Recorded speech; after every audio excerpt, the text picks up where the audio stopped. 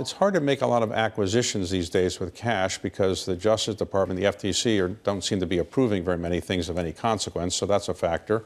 Secondly, these companies are making a lot of cash, and there's no doubt that while there's a tax on share repurchases, it's a modest tax, relatively speaking. So people that want to do share repurchases are going to do them despite the 1% tax that occurs now. So I think if you've got a lot of cash, giving it back to your shareholders is good. It's hard to make acquisitions of size these days without having regulatory problems. So is that the reason why you think you're going to see this a whole lot more?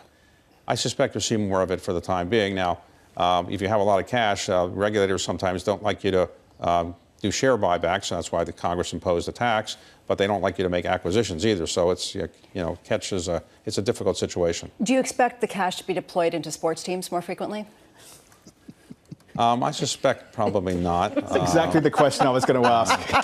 I think individuals, to be honest, publicly traded companies don't yet typically buy sports teams, at least in the United States. They do overseas. So it's mostly wealthy entrepreneurs or other people who have the cash to do that. And I suspect you'll see more of it because the values of sports teams has risen dramatically in the last couple of years. When the New York Yankees were bought by George Steinbrenner, I think it was in the 1970s, he paid roughly, I think, $8 million for the team. That's amazing. $8 million. When the Baltimore Orioles were brought to Baltimore in 1954, they were paid, the purchase price was $2.2 million. $2.2 million. So these teams tend to go up in value. They don't tend to go down. There is a feeling here that maybe we've reached a saturation point with the competition for sports TV rights, and that potentially we might have reached the limit for how much a franchise is worth. Would you push back against that in some way? Well, people always say this is the highest price anybody will ever pay for anything, and the world keeps going on because we have inflation and so forth. Clearly, there's only a limited number of people that can watch a game, or how many people you have on the face of the earth. Everybody can't watch every game, and even so, these prices have gone up. So, for example, take the most recent Super Bowl game. More people apparently watched that than watched any television event since the moon landing in 1969. So there are a lot of people out there who like to watch sports. There's nothing wrong with it. And, do they like American football or do they like sports? Because American football has absolutely dominated TV ratings. What can baseball do to get there? Well, there are two different types of things. More people go to Major League Baseball games every year to go to NFL football games. Obviously, the more games. But you have a lot of people showing up at the games.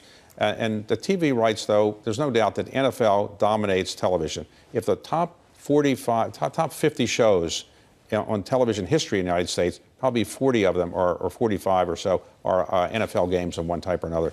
It's just unbelievable.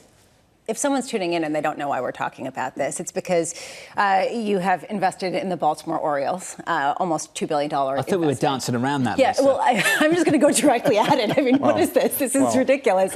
But I want to ask you, why? Is it a sort of nostalgia play? Is it because of the investment for the valuation?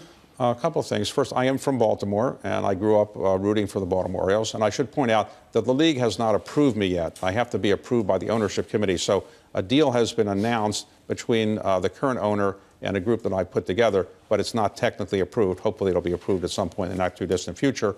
But for the time being, I would say I'm interested in it because I want to give back to my hometown. I enjoy sports. I think it's a very good investment opportunity. So for all those reasons.